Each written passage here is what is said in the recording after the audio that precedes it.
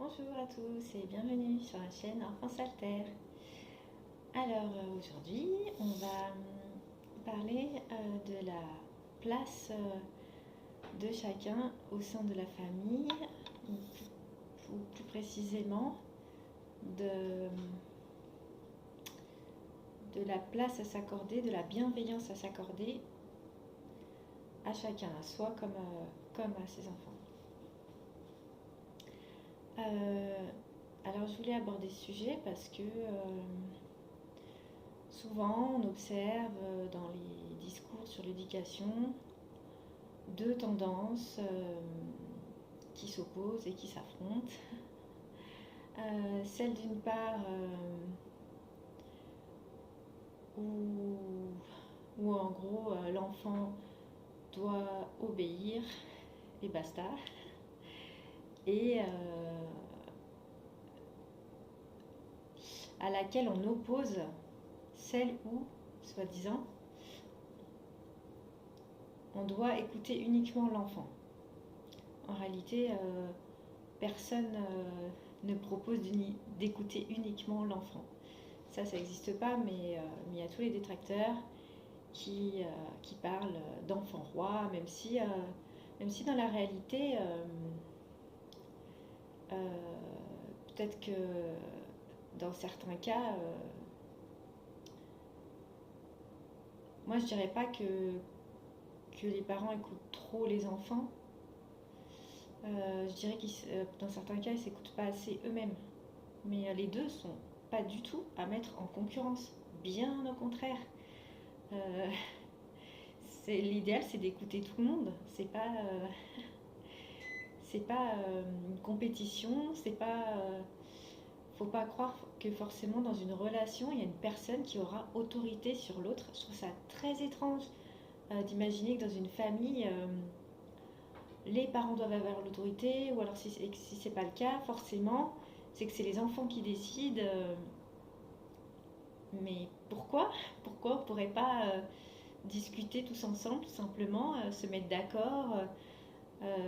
Alors bien sûr, les parents, ils ont un rôle particulier, hein, qui est un rôle de guide.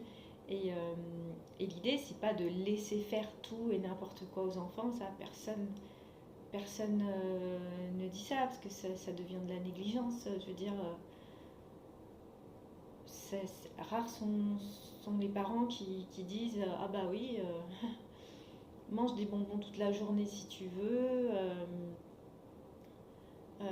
C'est pas. Enfin, après, peut-être que oui. Ok, peut-être qu'il y en a quelques-uns qui font des choses comme ça, qui font des choses. Euh, voilà, qui sont limites, mais voilà, c'est des cas où vraiment, enfin, n'importe qui serait d'accord pour dire que bah non, ça va pas. Par contre, je pense pas quand même qu'il y ait des personnes qui vont dire aux enfants oh bah non, on n'est pas obligé de marcher sur le trottoir, tu peux marcher au milieu de la route. Non, je crois pas. Je crois pas qu'il va dire ah bah oui, oui, oui, vas-y, vas-y mon fils, prends cette bouteille de Javel. Non, non, ça, je pense que des parents soi-disant sans limite, je crois pas trop que ça existe, ou alors c'est vraiment grave quoi dans ce cas-là. Donc déjà, faut arrêter de voir les choses comme ça, toujours les enfants font ce qu'ils veulent ou les parents font ce qu'ils veulent. Non, en fait, on est tous des êtres humains et on peut peut-être discuter tous ensemble. Nous, on a plus d'expérience que les enfants. On peut peut-être leur expliquer ça, leur expliquer pourquoi on trouve que telle ou telle chose est appropriée ou non. Voilà. Déjà, ça, voilà, c'est une base. Mais je pense que voilà, toutes les personnes qui sont venues écouter mes vidéos sur cette chaîne, c'est pas forcément des personnes qui pensent autrement, ou dans ce cas, c'est pas trop dans leur intérêt.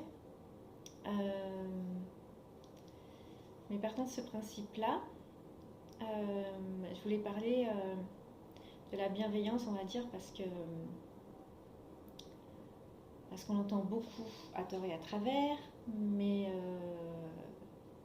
ce que je voulais faire passer comme message, en fait, aujourd'hui, c'est que non, l'éducation bienveillante, ça n'est pas,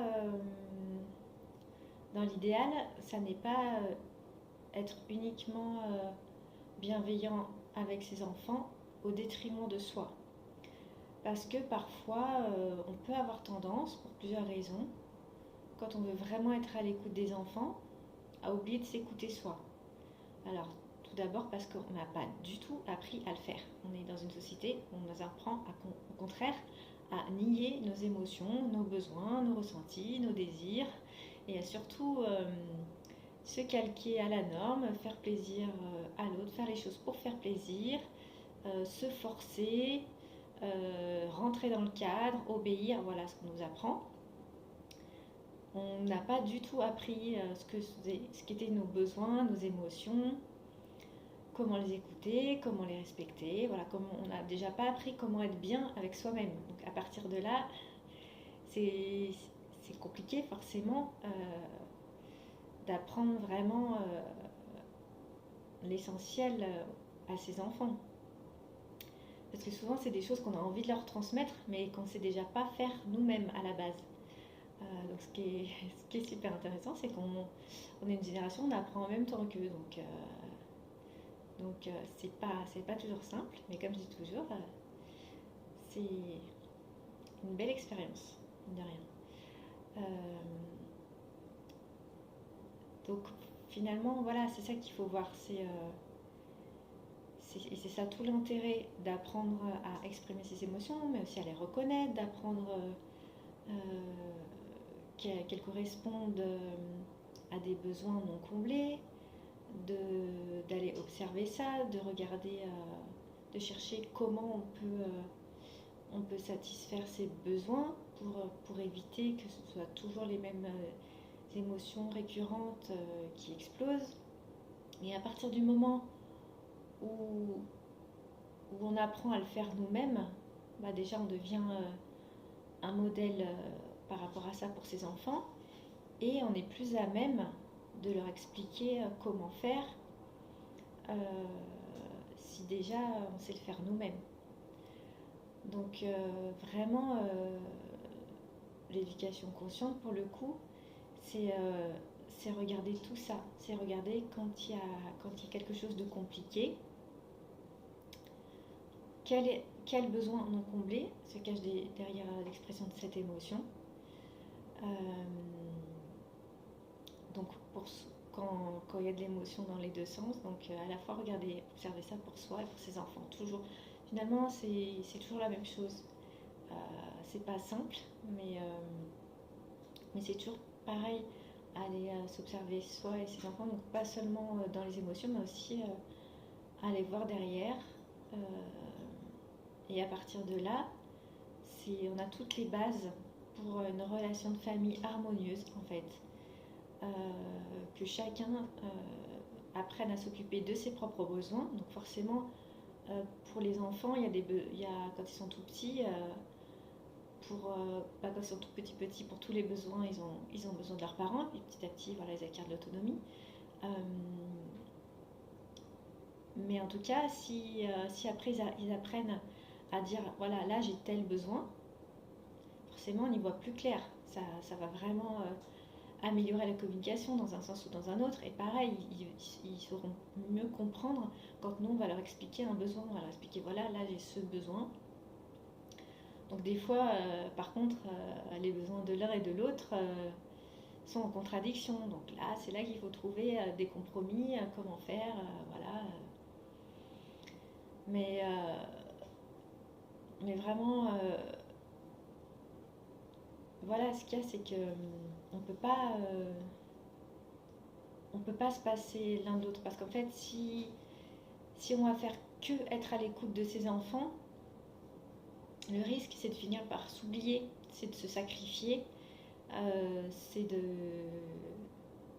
voilà, tout faire pour ses enfants, mais il ne faut pas oublier de faire pour soi, parce que sinon, au bout d'un moment, on n'en pourra plus et on sera même plus en capacité de s'occuper de ses enfants. Donc c'est pas le plus judicieux. Donc voilà, je tenais à dire ça parce que je sais qu'on peut avoir, je sais pour l'avoir vécu, pour le vivre, qu'on peut avoir cette tendance-là à vouloir tellement faire pour ses enfants, être à l'écoute de ses enfants, mais si on ne fait pas aussi pour nous, c'est pas le mieux. C'est pas le mieux. Parce que c'est vraiment, voilà, c'est vraiment la base des bases. Comment faire soi-même avec ses émotions, avec ses besoins. Et à partir du moment où, encore une fois, on a nos besoins qui sont comblés, bah, on est dans la meilleure disposition pour s'occuper de nos enfants, pour être à leur écoute, pour les accompagner dans leurs émotions. Donc c'est pas possible.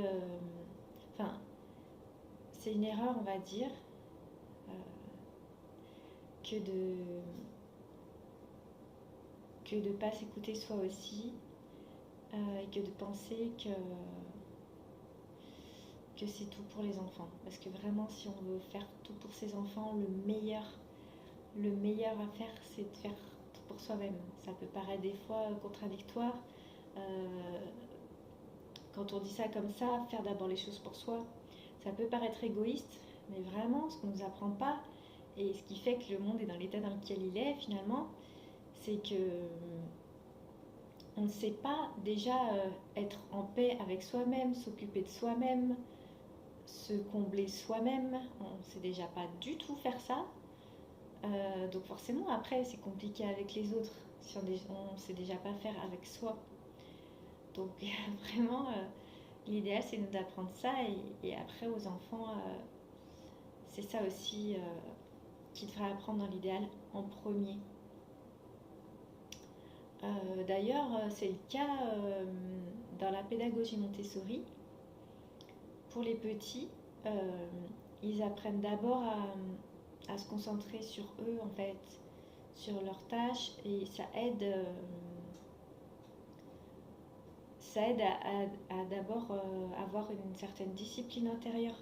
Parce que sans ça, c'est ça qui est important en fait. C'est pas du tout une discipline extérieure, ça n'a pas de sens. C'est du dressage finalement. Vraiment, voilà, je me répète, mais parce que c'est d'une importance considérable. Apprendre à faire avec soi. Et c'est pareil pour tout, c'est la base du respect. Pour pouvoir respecter l'autre, il faut savoir se respecter soi. C'est le cas pour tout. Pour savoir écouter l'autre, il faut savoir s'écouter soi. Pour savoir aimer l'autre, il faut savoir s'aimer soi. Sinon, on est complètement perdu et on n'arrive à rien. Et on est dans une espèce de survie qui donne un monde comme ça, complètement chaotique. Ce dont le monde a besoin, c'est pas d'autorité, parce que du moins pas d'autorité extérieure, parce que on apprend juste comme ça à être des esclaves, mais c'est pas ça. Ça fait un espèce d'ordre superficiel et pas du tout épanouissant et risqué, et qui finit par être vraiment désagréable pour tout le monde. On entend beaucoup de oui, mais avant c'était pas comme ça, avant ça marchait, avant c'était mieux, avant c'était le respect. Non, avant c'était pas le respect, c'était la crainte. C'était la crainte, c'était obéir parce que c'est comme ça, et, et c'était épanouissement zéro. Et franchement, si le seul but des gens c'est d'être bien cadré, c'est d'un triste. Pour moi, le but, c'est que les personnes soient épanouies, en fait. Et on n'est pas épanoui en apprenant à obéir. C'est pas comme ça que ça se passe. Alors, je dis pas que par là que les enfants doivent dire non à tout. C'est pas ça. C'est de comprendre pourquoi on fait les choses. Finalement, on dit souvent, les enfants ils ont les mêmes besoins que nous. Hein. C'est pas si différent. Alors je lis beaucoup de Des choses comme oui, mais comment il fera plus tard avec son patron? Ça me fait toujours rire. On dirait que l'unique ambition pour les gens, c'est que leur enfant devienne salarié, salarié bien exploité. Euh, ben, moi, c'est pas ce que je souhaite. C'est pas ce que je souhaite aux enfants, c'est d'être suffisamment clair avec eux-mêmes pour savoir ce qu'ils ont envie de faire, pour savoir travailler en équipe, mais pas obéir aveuglément à des ordres si, si ça n'a pas de sens, si c'est malsain. Sinon, je veux dire, c'est grave, hein, c'est grâce à ça qu'on fait des dictatures finalement. Euh, et puis, il n'y a pas. Peut-être que. Je sais pas si ça fait un lien avec les sociétés, mais je sais pas si les gens se rendent compte, mais quand ils disent ça, euh, ça montre à quel point l'éducation classique n'est là que pour faire de nous des exploités. Euh, franchement, je pense qu'on peut avoir d'autres objectifs dans la vie euh, que d'obéir à un patron. Parce que dans ces cas-là, ça montre bien que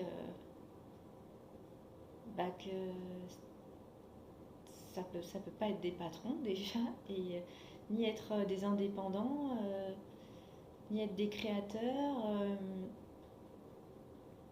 Alors, pour moi, dans le monde idéal, il n'y a pas de chef et de. Il y a des leaders peut-être, mais il n'y a pas de chef et d'employés.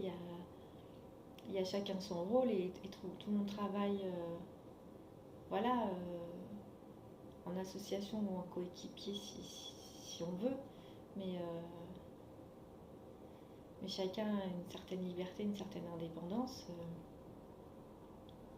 une certaine autonomie et ça n'empêche absolument pas de travailler ensemble, bien au contraire.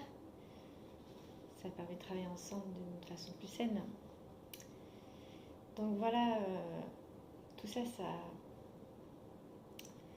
ça amène beaucoup plus loin, mais c'est très lié en fait.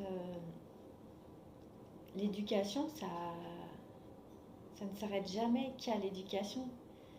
Pour moi, c'est complètement relié à la vie entière, à la fois à la vie future des enfants et à la vie de famille actuelle, à la vie des parents. Euh, ce que je propose, c'est vraiment c'est une autre vision du monde. Euh, et c'est complètement interrelié. C'est même pas faire cette éducation pour un autre monde ou c'est bon pour moi tout ça c'est inné en fait donc c'est même pas à la toute base c'est pas une réflexion après il y a réflexion mais la toute base j'ai pas forcément fait ça de façon reliée en fait et pourtant c'est le cas finalement.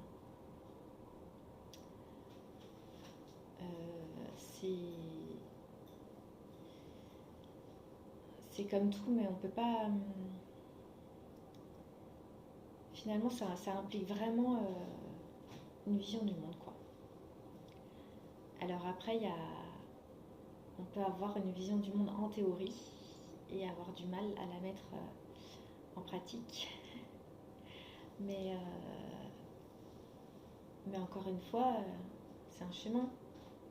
Il n'y a pas de perfection sur cette terre, et c'est tant mieux. C'est qu'est-ce qu'on veut, vers quoi on veut tendre, quel est notre objectif dans l'éducation. Est-ce que c'est que notre enfant soit un salarié obéissant, ou est-ce que c'est que notre enfant soit une personne épanouie